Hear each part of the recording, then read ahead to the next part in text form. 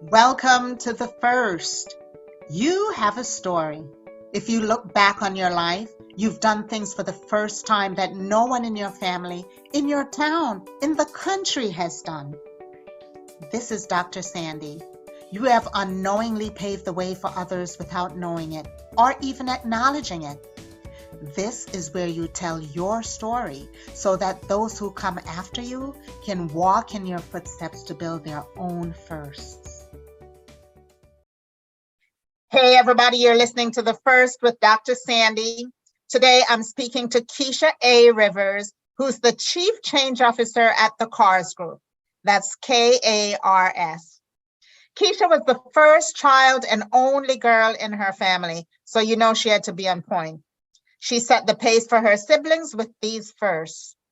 First, high school honors grad, attended a 4-year college, graduated from an Ivy League school, which was Wharton. Then she pursued entrepreneurship full-time, spoke on a TEDx, and published books. You can reach Keisha at karsgroup.com. That's Keisha at karsgroup.com. And on LinkedIn at KA Rivers. Let's hear how she did it. Hey, everybody. We are here once again with The First with Dr. Sandi. And today my guest is Keisha Rivers. Hey, Keisha. Hi, Dr. Sandi. It is a pleasure to be on today. I'm excited and looking forward to this. Yes. And we just recently met at a conference. And so I thought when you were saying something at the conference, and I'm like, I've got to have her on my podcast because everything is it was just perfect timing at that time. Awesome. So tell me a little bit, Keisha, and tell our audience about yourself and about your business and, just give us a little synopsis. So I am Keisha A. Rivers. I am the Chief Change Officer and President of the KARS Group. We specialize in equipping people to embrace, manage, and lead through change. I tell people we deal with the people side of change. So anytime anything is going on, within organizations that equates to any type of change, that's when people call us. Let's see, we've been around for getting close to 20 years now. And every time I look back at that, I go, wow, that really means I'm unemployable at this moment, I think. Yes. That's exactly what it means. Yes, exactly. And I am a lover of whales and dolphins. I love being near the ocean. I am the oldest and only girl, which I love having that distinction. And I'm looking forward to today. I think this is going to be a really great conversation. Great. I also like being close to the water, but not on the water. Mm-hmm. Hurricane Sandy made me not love the water as much. My whole first floor got totally destroyed in Hurricane Sandy. I'm like, when we're living by the water, we have to see the water, but we're not going to be on the water. Yeah, so I was in Hurricane Katrina in New Orleans. I was home at the time. We ended up with 15 feet of water in the house. That whole thing of having to get airlifted out, when you saw the news footage. Yeah, I was one of those people. We were there probably about a week before we were rescued. And because water was always my center and my way of coming back to really calming myself, I went years where I would have panic attacks if it rained and if there was a puddle, that formed outside. And I didn't like the fact that I had lost that. So I was intentional about setting myself up to get past that. So I went on a cruise, my first cruise. Where did you go? Yeah, we went to, let's see, we were in the Cayman Islands. We stopped at 3 different places, but we were in the Cayman Islands. And then I think the first time we went to the Cayman Islands, the second time I went to to Jamaica. And then the next time I went to Puerto Rico. So yeah, that's one way of getting over your fear. Was that your first hurricane experience? No, I grew up in South Carolina and right outside of Charleston. And so there was always the threat of a hurricane. And it wasn't until Hurricane Hugo, I was actually a freshman in college at University of Pennsylvania when Hurricane Hugo hit Charleston. And so all my family was there and I was in Philadelphia and, going crazy because I couldn't get in touch with anybody, And so then I moved to New Orleans a few years after graduating. And it was always, hurricane season comes up and there's always the threat of a storm and it always, veers to the other side. But that one was really, really first experience. Yeah, my husband's from New Orleans. Well, he's from Letcher, which is a little town outside of New Orleans. Mm-hmm. And he grew up with, bayou and water and alligators and all of that stuff. So every time we go there, I'm like, we're not living here. Just too much. Definitely. Still too much. And he's the one that has us by the water again. But I was adamant this time from all those, seeing people being evacuated. Mm-hmm. And when I'm in Brooklyn, so who knew a hurricane or a superstorm, whatever you call it, would ever hit? Right. And I'm by the water here and my whole first floor was gone. So. Yeah, it's a different type of experience, definitely. Did you lose a lot of memorabilia? And we lost everything. Just wow. Everything. And I was never one to. I always traveled light, as I call it. And so after that, I really put more emphasis on creating these memories in my head. I would look at things and say, okay, if I had to leave in a moment's notice, is there anything I have to have with me? And anything that I have to have with me, I usually take with me whenever I leave. That's a great tip. Listen, podcast people, that is one of the best tips I've had in quite a while, because I'm now between Virginia and New York, and something like a passport, mm-hmm. I have to figure out where do I keep it. I'm starting to take it with me because it's only one that you can have, right? I'm duplicating everything in the other house, but there are documents that you can't replicate. Mm-hmm. And that's a great tip. If I have to take something, take it with me. I now have a little fireproof pouch, mm-hmm. One of those plastic fireproof pouches that I'm going back and forth, which scares me too, in case I lose it. Yeah. The other thing that I did is I became a big fan of setting up digital records. So and even with my business, because my company, I had actually started it. I started in June 5th, and Hurricane Katrina hit on August 29th. So brand new business. I grabbed the hard drive, the CPU as things were flooding and go, I need this. This is my livelihood right now. And so I had to go through a couple of different companies to get my files retrieved from the hard drive after it had been, submerged and all of that. Yeah. So I early on, before it was, a thing, I was really investing in and looking at ways of making myself virtual so that I could work from anywhere and having all of my data accessible virtually. So as long as I could log in, I had access to a computer, I could work. And so we've been remote for the entire time.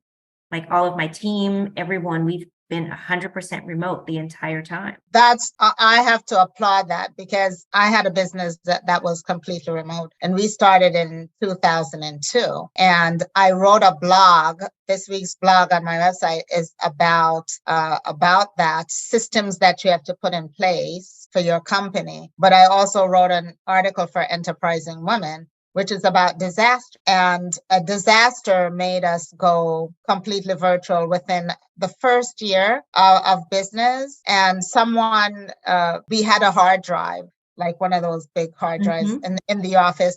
And I had to drive to New York whenever it went down and turn it back on. And it belonged to one of our minor partners at the time. And it came to the point we had to let him go and take his hard drive And we're like, no, we need to have our stuff accessible from anywhere. And it was a good lesson because that's what we did. We put in all cloud things, storage in the cloud and backup. I had Dropbacks and Carbonite, which I still do today. I back up my backup. Exactly. And I also learned that different places that are prone to hurricanes and things just don't have backup drives there. So that was like Florida. If there's a hurricane there all the time, I'm not going to have a backup drive sitting in Florida. So I started scoping out where are the disaster prone places, like Louisiana would not be on my list. But that's a great tip. Yeah, and it's really interesting because when you start thinking about and looking at every region of the country, every part of the world, every place has its own version of a natural disaster. Yes. And like I used to look at people that lived in Tornado Alley, and I'm like, how could you do that? And they're looking at me like, you live in the path of hurricanes. How can you do that? So it's just this thing of it really makes you think about how resilient people are. Because we look at that like, oh, this is just a normal part of life. Yeah. It's not a big deal. So one judgment I used to have of people, especially Californians, because I have a lot of friends and family in California. They get a fire, they get a mudslide, they get an earthquake, they get all this stuff. Like, why are you still living in California? Or why are you rebuilding? Yes. Right. And then Hurricane Sandy came and I rebuilt. Yeah. Because this is my home. And I totally understood in that moment why people rebuild. I mean, maybe there's a point that I would say, the whole house got destroyed, so I'm not rebuilding. But I have friends who are on the water and their house got destroyed and they rebuild again. So I have to stop passing judgment on people on stuff like that because, I do get it now. So you mentioned that you went to UPenn. Was that a first in your family of going to an Ivy League? And tell me about that. Yes, I was the first in my family to go to Ivy League. At the time, I was the first in my family to go to a 4-year university. And the interesting thing about it was that I remember telling my mom when I think I was probably about 7 or 8, maybe like second grade. And I came home one day and I announced, I am not staying here. Like everyone we knew would, if you moved away, you always came back. This thing like, yeah, you can't leave Charleston. You're always come back. Right. And I remembered announcing to her that I was leaving and I was not coming back. And I think verbatim, I may have said, I am plotting my escape. And it was because I went, we had been doing these independent study, and we were, and National Geographic magazines were coming in our classroom, and I got to see all of these different pictures of all of these different places. And I was just like, oh my gosh, this is amazing. So I started planning early on, because education was always something that was touted in my family as this is your key. Get grades, get a good job, and then you'll be able to write your own ticket. And so when I said that I wanted, to plot my escape, and she said, okay, well, I guess that means you're going to have to go to a really good school so that you can write your own ticket. And so I was doing research, and because I wanted to study business, I was interested in computers at the time. So I did my research, and it turned out that Wharton and Georgetown were the number 1 and 2 business schools in the country, respectively. I had never heard of UPenn. I had never heard of Wharton. I knew about Georgetown, Hoyas and football and basketball. Yeah. But so I did my research, and I found out that those were the number 1 and number 2, and that's where I applied and got into both of them, and still don't understand how in the world I ended up getting money to pay for it, but I figured out ways to pay for it as well. That's part of your drive and your tenacity, right? When you really want something, you figure it out. Yeah. Whether you get help from family, parents, you figure it out. It took me a long time to complete college, but I always took a class. Mm-hmm. until I wound up in a company that would pay my tuition. And I'm like, oh, here I go. I'm getting this. And I probably should have continued and gotten my doctorate all the way up, but I was tired. By the time I got an MBA, I was exhausted from school. So I took a break. Yeah. And that, and I was on this path. I had this plan, and I was, I got into Wharton. I started there, and I was taking an elective course in teaching children's literature. And I figured, oh, great, easy A. I like children's books. We're going to do this. I don't have to, put a whole lot into it. And the professor had us teach a group of first graders a fairy tale, some children's book. And I chose the book, The Stinky Cheese Man and Other Fairy Tales, which was a sarcastic, tongue-in-cheek version of children's fairy tales, which was not age appropriate at all. And I remembered getting this, I forgot what I was teaching them, but the kids looked at me and they went, oh, get it? Da, da, da, da, da, and they could do whatever it was I was asking them to do. And at that moment, it clicked. I was like, oh my gosh, like I just did this. Yeah. And so I went back and I called my mom and I said, I'm changing my major to education. And she said, you hate children. I said, no, I hate my brothers, two different things. And so I switched my major to education, and I was the first educator in my family as well. Just thought about that. Yeah. So there's this whole thing of not doing it the way everybody else does it. That kind of sits well with me. I thought I was going to become a teacher. I had a daycare, so I know about the little rugrats. That's exactly what I call them, the little rugrats. And I'm so good with them. I am not good with their parents. That really made me stop, after dealing with them. And then I went to the Board of Ed, where I was teaching like a teacher's assistant for theater, because theater was my major, theater and dance and all of that. These kids were so talented, but their parents, oh my God.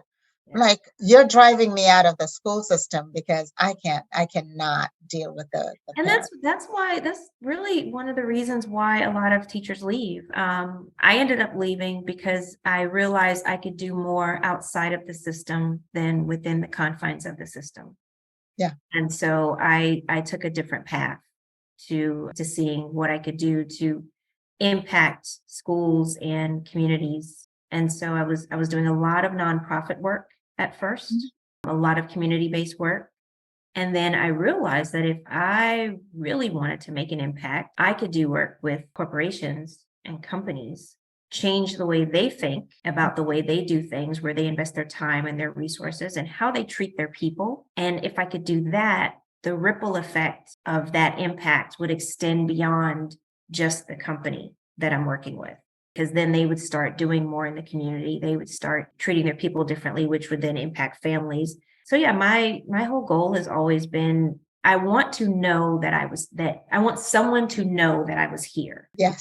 Not in terms of recognition where you have to know my name, but there needs to be some type of impact where something is different because I have passed through. Yes. And this is why I started this podcast, is to give you a record for people to know you were here and some of the things that you did. Because our families, one of my questions is, does your family celebrate your first, or even are aware of you're the first in the family to do things? Because we just take it so much for granted. Yeah. And it was interesting because I remember my family's kind of large on my mom's side. I think they had a total of 14 or 15 kids. So, huge extended family.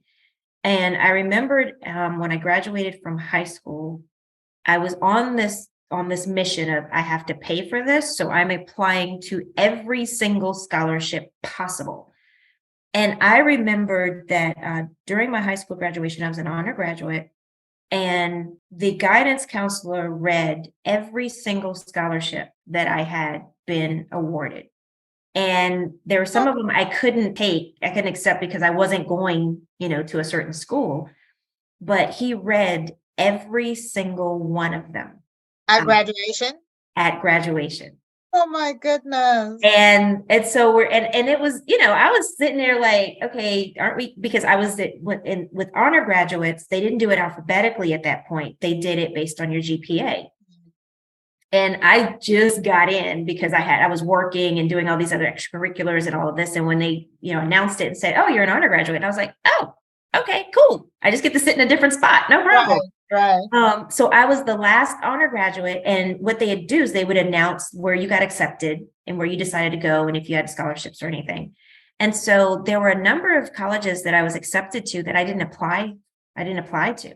And then when he was reading all of the scholarships, since I was the last honor graduate, and just kind of went on.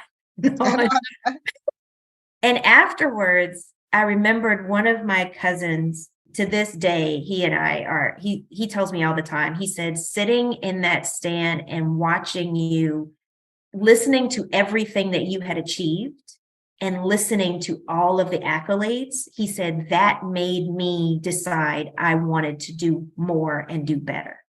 Oh my. Oh. And he went to West Point. He, graduated from West Point. He's been a coach in the NFL. He is the youngest head coach of a Bluefield University, which is an HBCU that was rebuilding their program. He's the first head coach that they have had in 42 years. He's restarting a program from scratch. Every time I tell him, I'm like, oh my gosh, I am so proud of you. And he was like, I'm this because of you. And I was just like, really? And he still points to that. And every time I do anything, he'll comment, like we're connected on social media. He'll comment. He's like, you keep raising the bar for me. I have to keep trying to catch up. Yes. But that's so good to know that you've left a mark on someone, right? Yeah. And that's what I want. Our families don't even know some of the things we do. We go on and on. And sometimes we're the ones who don't mention it because we don't see it as important. It's just another thing that we did in our lives. And I remember I was on the cover of Money magazine, and it was in the supermarket, and then right there where they stack up all the stuff at the supermarket. I had gotten my copy like long before, but it was a business. We circulated it, we did our PR, press stuff and whatever, and I was done with it. And I forgot that this is a national magazine that's going to be sitting on the newsstands. And I was in the supermarket and I walked up and I didn't notice the young lady who was the cashier. She looked at me and I was not like even, right. I was supermarket day girl. Mm-hmm. And she said, you look just like that woman that's on the cover of Money magazine. And I said, I had to stop because I'm like, I think I am that woman on the cover of Money. And so she ran around and says, she looks just like you. And she held up the magazine to my face. And she said, that is you. And I said, yes, that is me. And she said, oh my God, I met a celebrity. See that, and it's going back to your point that we just do what we do. It's not a big deal. Like when I was thinking about this podcast and when you first talked about it, I was like, yeah, I'm not the first. Like there's people that have done things. And then when I started really thinking about it, and I was just like, oh, yeah, I am the first one to do that. Yeah, I am the first one to do that. Yeah, I am the first one to do that. And because of the circles that I'm in and the rooms that I want to be in and the things I aspire to do, I'm always the only, and I'm usually the first. So it just became normal where it's not something that you necessarily celebrate, because if you're trying to constantly open the door for other people, you are going to be the first. You are going to be the only. And you usually don't have enough time to really let that sink in. Yes. Because you're so busy trying to, break through the barriers and represent and make sure that you're paving a smooth path for the people to come behind you. And I really don't think that we give ourselves enough credit. We don't. And that's why I always ask the next question, like, what is a joyful thing for you about being the first? How do you celebrate that? Because we should, and we don't always do that.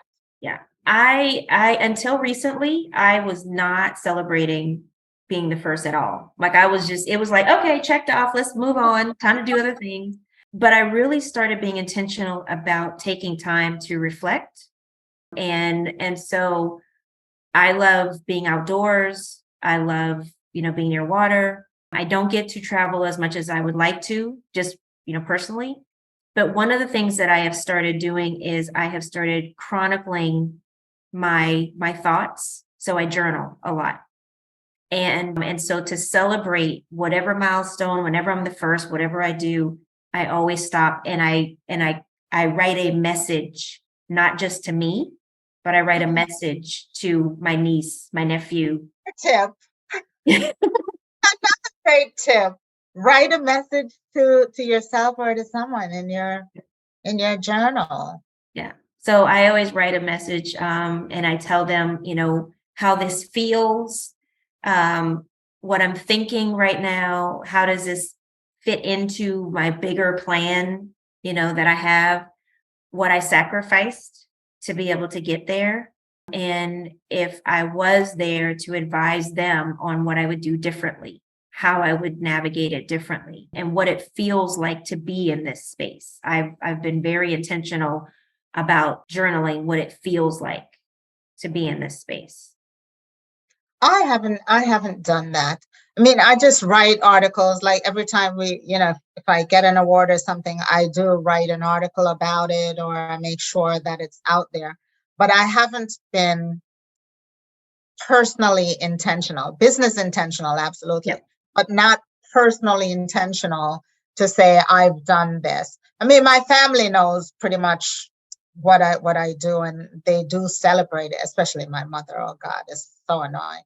But this is the other thing. They kind of know what you do, kind of.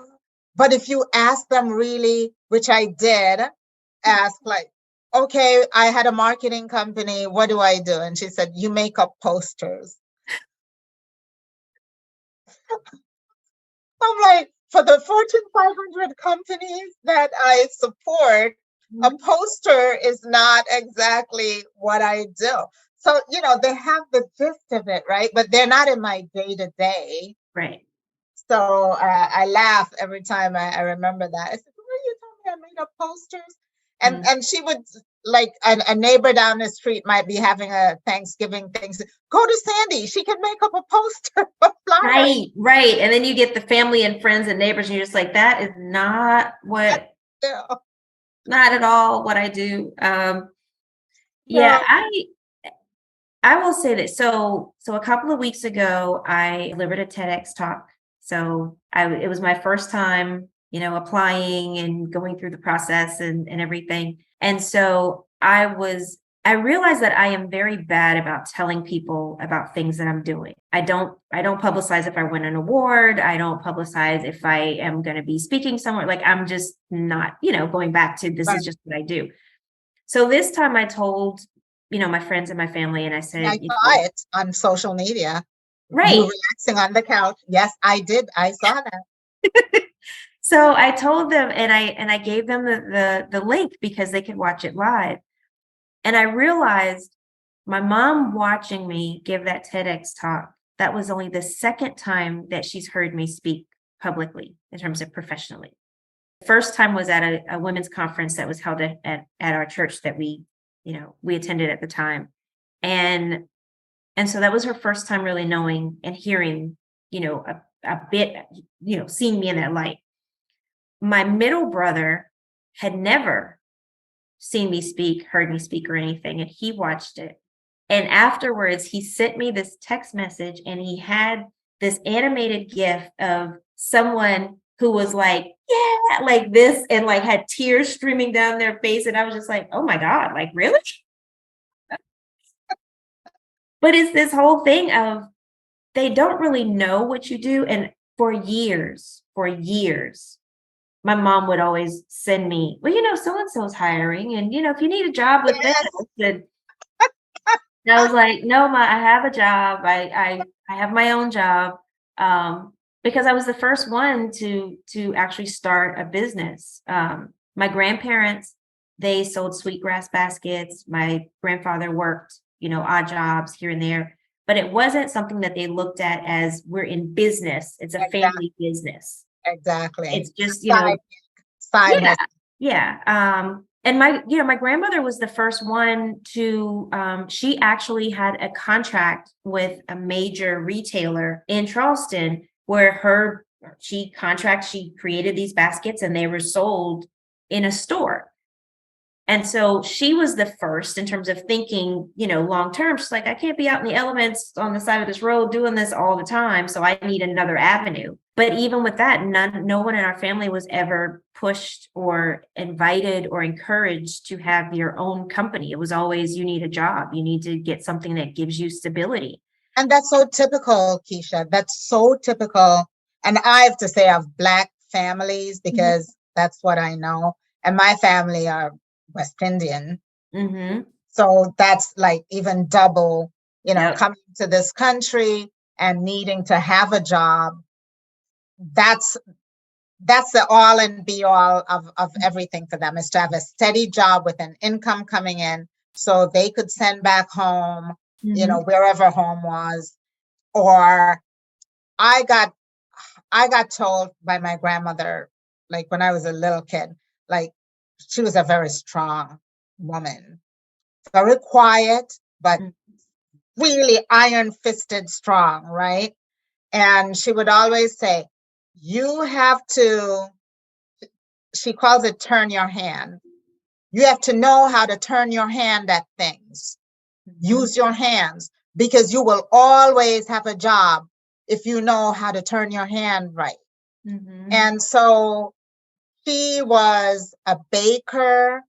So I'm not the first entrepreneur in my family. I'm way from, I grew up seeing entrepreneurship in my family. With seamstresses, my mom, my aunts, they were all seamstresses till they started working for Spiegel and all these other, and they did it from home. They did piecework way back when people didn't work from home. And so I grew up seeing them make their own money, right? In a non-traditional, not a corporate environment, a very non-traditional. We have painters, people who are in different kinds of organizations, because that's what they're workmen, right? People who work with their hands. And so that's what I grew up learning. Like, you better learn how to do things to take care of yourself, because you can control the money that you make. Yes. And I always grew up thinking one day, she would ask me, what kind of business are you going to have? People say, where are you going to work? Right. She'd always say, well, so what are you going to do? What kind of business? What are you going to do? And I grew up in Brooklyn. So as a first generation American, I'm going to go work in corporate. That's what they teach us in school, from public school, right? They're kind of grooming you to go get a job, right? To go work. And so I'm like, why is she asking me this? I'm going to go work at blah, blah, blah. Well, it turns out that I had a babysitting business that turned into a daycare. I was always doing the entrepreneurial stuff. And then somehow what they didn't have was managerial skills. Because they just did their own thing. And if people worked for them, no one taught them managerial skills and the people side of things, right? And I realized that when I had my daycare, I don't know how to manage people. I had to be managing older people on top of it. And I'm like, I'm taught to respect older people. And I'm very clear they weren't doing the things that I was telling them needed to be done. And so I thought, corporate will teach me that. And it did. So I would say I was one of the first ones that went into the corporate world. I'm not the first entrepreneur by far, but getting that business knowledge of how to treat people and appraisals and like all that background that I immediately dumped into my own business, I was the first one to do that. And that's just something I now teach my family members, because a lot of them will have a side hustle in no time. And I have to say, you need to register your company. I'm the one taking them through that process. So I totally understand how that is. And that's, for me, that's part of the joy. And I think for you too, just giving back and giving them that joy, right? When they see you is also a joy for them, right? And it's just, and I have, so there's my uncle, Joe, he and my mom are extremely close. And he and I are extremely close. And he makes it a point, like every time there's something else going on, or, I could never for the life of me figure out how he and my mom always knew what was going on social media when they did not have social media accounts. But it's just this whole thing. He said, I saw your TikTok. And I said, you don't have TikTok. How did you find? I mean, so now it's this whole thing of they're trying to figure out, what are you going to post next? And what do you have going on next? So yeah, so it's been really interesting. So what's the opposite side of that? What are some of the pitfalls or the negative side of them, being the first, whether with your family or with others? Well, the one thing, and I actually had a conversation with someone about this, the negative of being the first is that you don't really have anybody else to talk to about it. Like, you don't have anyone who understands. And not to say that I am, heads and shoulders above people, but when I was in rooms and I didn't want to be in rooms where I was always the smartest one in the room, or where I was the most experienced, or where I was the most anything. Right. And so whenever I found myself in those rooms where I was always the one answering the questions and I was the one teaching people, I was like, okay, I need to move to another room, not to leave them behind, because I would still, give of my time and my gifts and my talents. But I would go into these other rooms and you realize there's nobody I can tell about this who really gets it. Yes. And especially when, like me, I don't like to really share a whole lot. I'm very low key, and I don't want it to come off. I don't want people thinking I'm bragging about it. It's like, no, I genuinely want to have a conversation around, this. But that's most women though, Keisha. Yeah. We consider it bragging when a man will tell you in no time, like just reel it off. Yeah. And we're sitting there going, well, I did that. I already did that. But we don't say it, right? Yeah. We don't say it. Yeah. So, and that's one of the things that I found has been the most challenging, which is why when I was at the conference and I was just like, oh my gosh, this is amazing. Like I've got other people I can talk to who understand this and they get it. And, so it was, I was just sitting there soaking it up. I'm like, oh, this is awesome. Like, I'm loving this. This is great. Yes. Yes. And I bring my husband to most of those conferences because he's a lawyer. And they don't have those, they have their legal conference, which is, oh God, it's so boring. Whole different thing. So for him to see the other side of business, I started taking him years ago to like the Women's President's Conference. Now he will not miss it. This is actually one of the first conferences he missed where I was running a workshop or speaking or something, because he's like, I learned so much from you. How come I don't learn this at home? It's like, I don't want to talk about it at home. But in a more structured environment, he becomes a student, right? Where he's always the one in his business deeming out the knowledge. Now he's a student and he enjoys that. But I find some of the pitfalls. Have you ever had people think like, oh, you think you're that? Oh my gosh. And so here's the thing.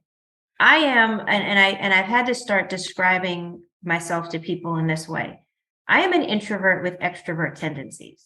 And so being around people, for longer periods of time, it's draining. That's one. Two, I am an observer before I jump in. I love people watching. I love observing. I love learning. I love soaking it all in. So when I go into a room, I don't say much. And there are people who always say, oh, well, look at you. You're not talking and you're not, Yeah. and I am who I am. And because of how tall I am and all of this, like they automatically come up with all of these adjectives to describe me, which are nothing like who I am. And so, and it's usually oh, well, you're not speaking to me because you think this, or, oh, you're sitting at that table, so you must think this, or you have this title. And I'm just like, no, I don't think any of that. So how do you get them past that?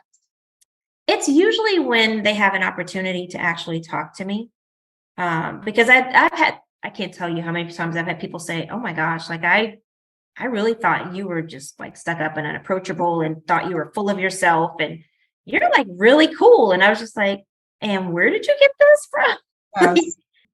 And I had a conversation with someone who she told me, she said, you can be really intimidating. And I said, well, what do you mean? And she said, well, before I came to talk to you, we were at this, event. It was like a retreat. And, and I was, cutting up and had my jeans on and we were dancing and I was doing all of this. And she's just like, oh my gosh. She's like, she's like, online, you just have this like, professional persona where you're so poised and I see you, the videos of you, when you're speaking and, when you're doing interviews, I listen. I said, because I'm at work, and she said, she literally, I kid you not, she literally asked several other people about me in terms of who I am, how I am, if I would be open to talking to her without a formal introduction and everything. And I just looked at her, I said, you just did too much. You just really did too much.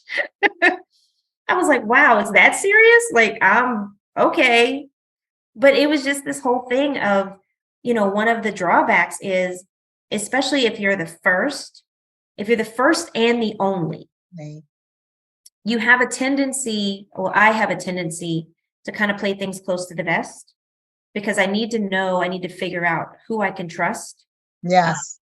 And then I'm also very, very, very hyper cognizant of the fact that if I'm the first and I'm the only, I'm 9 times out of 10 representing anyone that looks like me.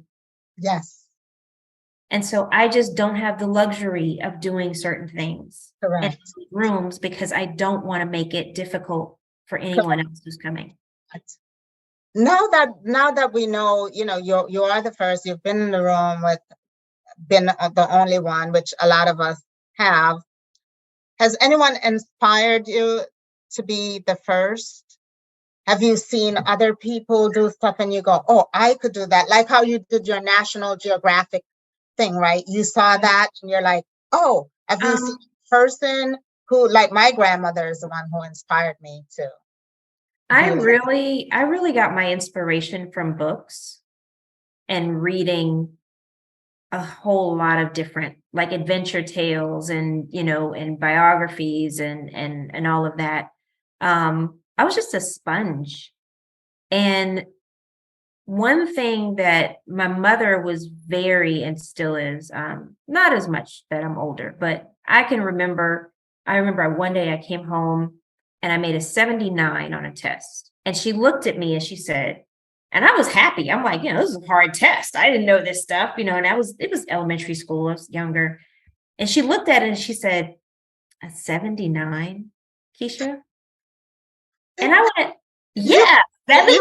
Jamaican parents. I said, yeah, a 79. And she went, a 79, Keisha? And I went, yeah. And she said, a 79. And I went, okay, this is not a good thing. Yeah.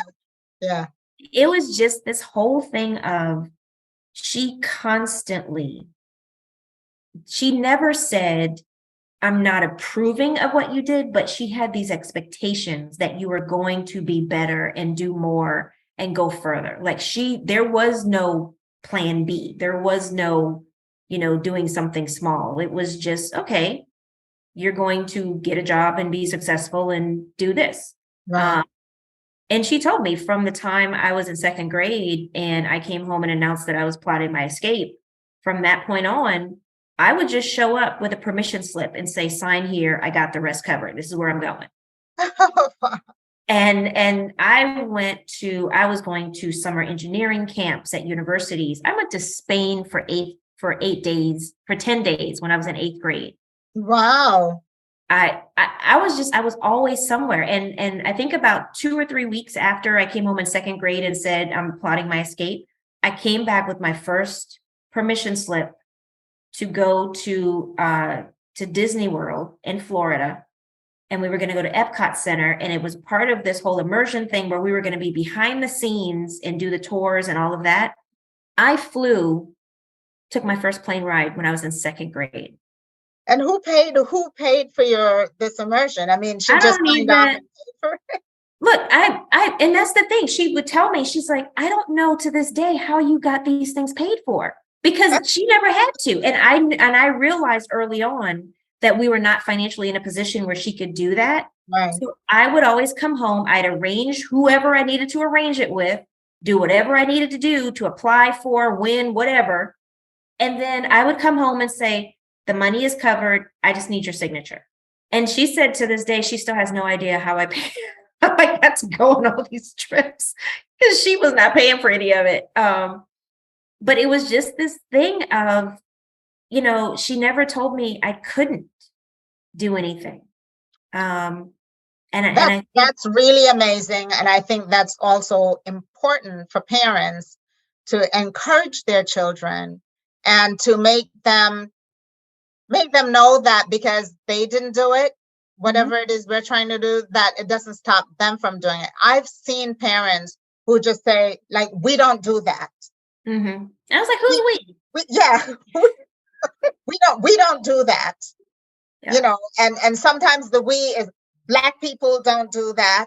Our family don't do that. But I don't use that language. We don't do that. Yeah. Because we can be the first Black hockey player, right, or the first, we can. Yeah. And usually we're just as good or better. Yeah. And because we have more to prove. Yeah. When we're the first, we have more to prove and the world is watching you. And I don't know if we were naturally better or we push ourselves to be better because we're in that position. Yeah. One of the messages I always heard is you have to be twice as good and work twice as hard. And then you're still not guaranteed a shot. Yeah, we talked about that in a DE&I conversation the other day. And someone said, I've never known that's how, like, Black people who are in positions think. And I said, yes.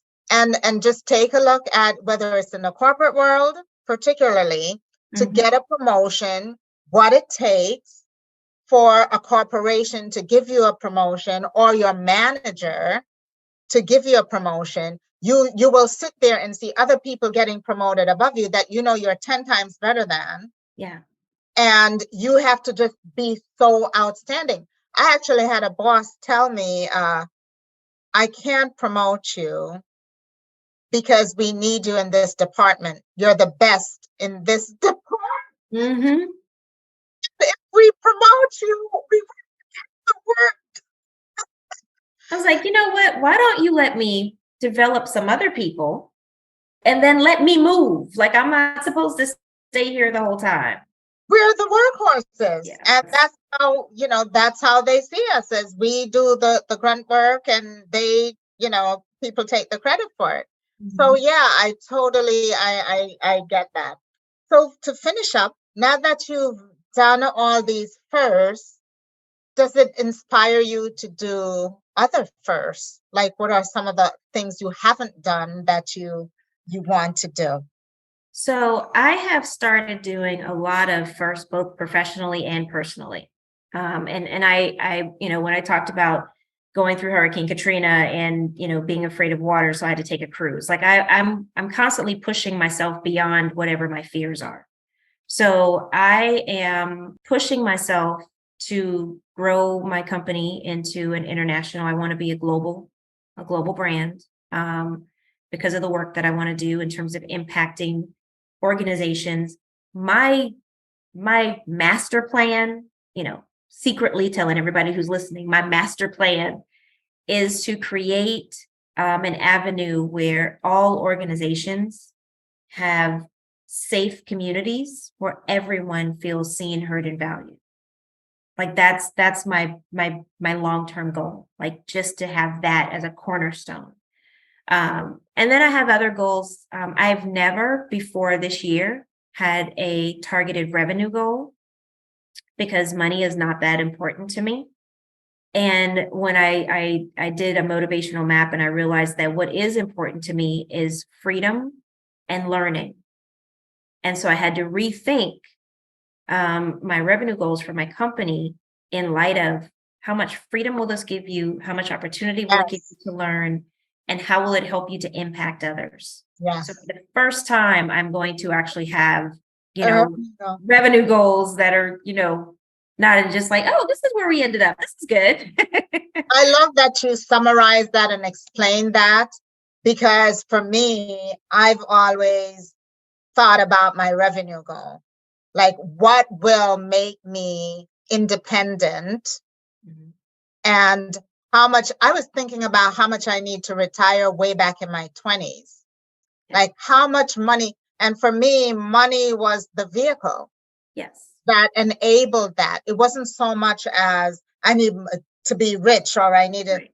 I needed to have enough money to feel secure that, let's say I got married and he leaves, like Mhm. I wasn't dependent on that person for my well-being and for my personal and financial security.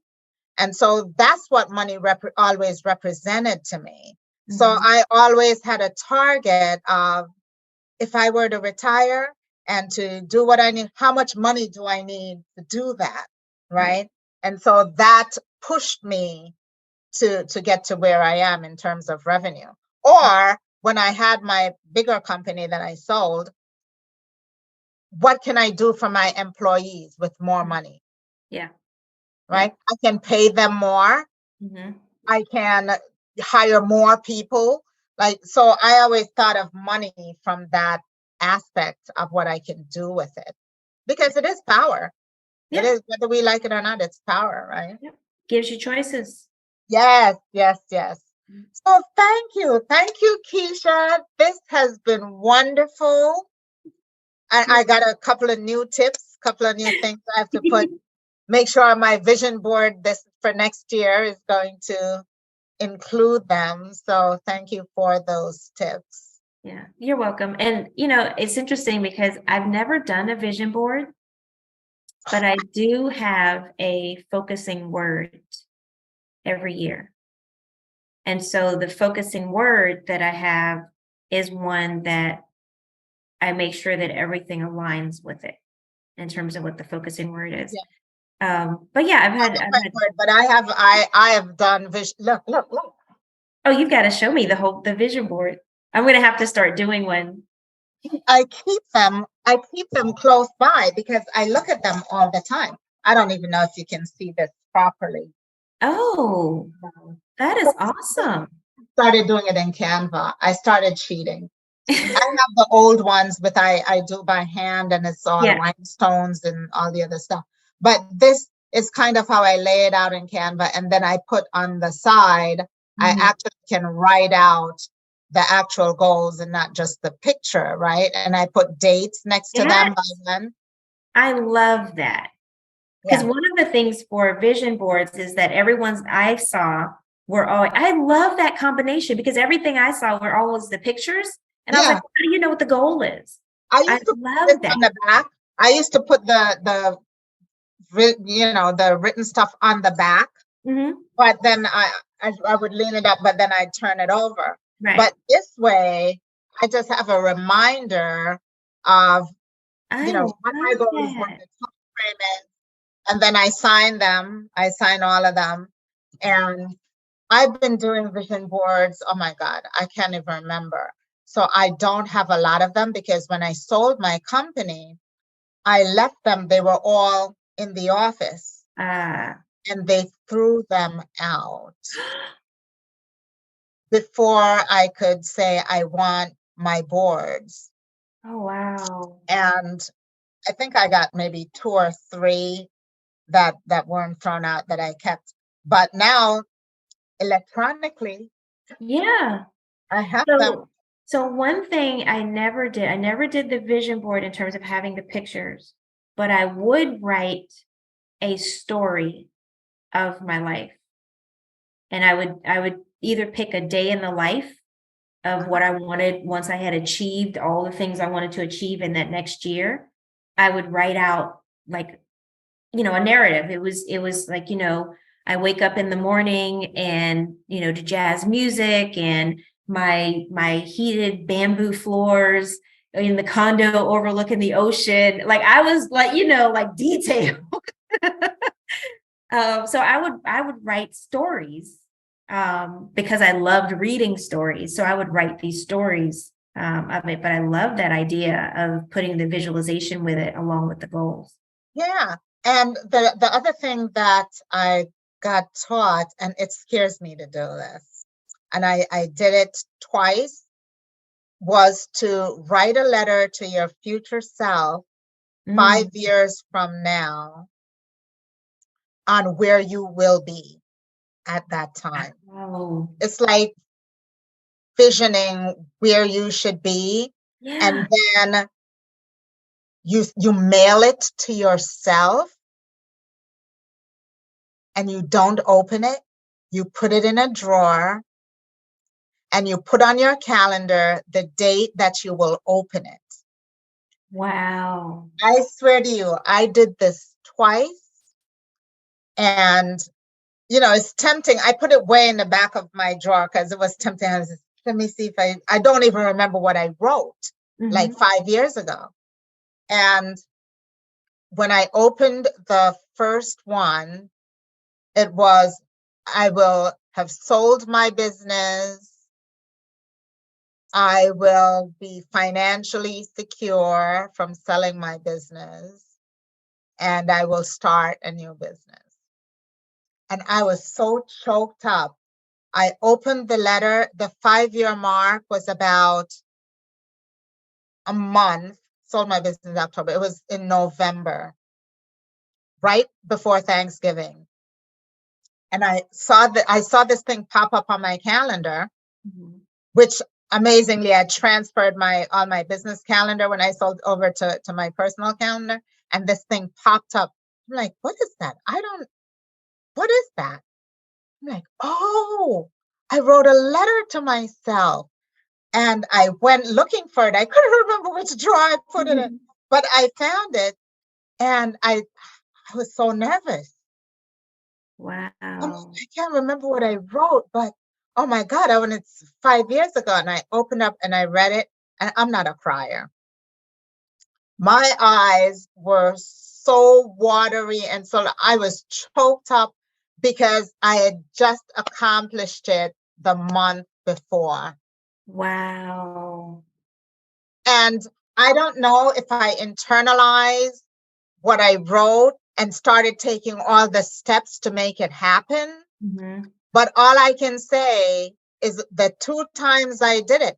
The other one was when I got my doctorate.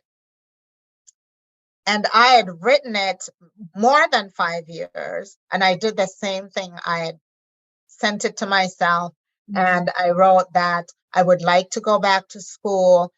The intention of my doctorate was to add another department to my company, which was market research, because it was a marketing company. And when I opened it, I had sold my company before I got to add the market research, but I had accomplished my doctorate. Awesome. I was like, to do that. I may have yeah, to do that. yeah, just sit and mail and say, 5 years from now, this is where I want to be. And I started adding it to some workshops. And some people are like, I don't know, I can't even imagine what.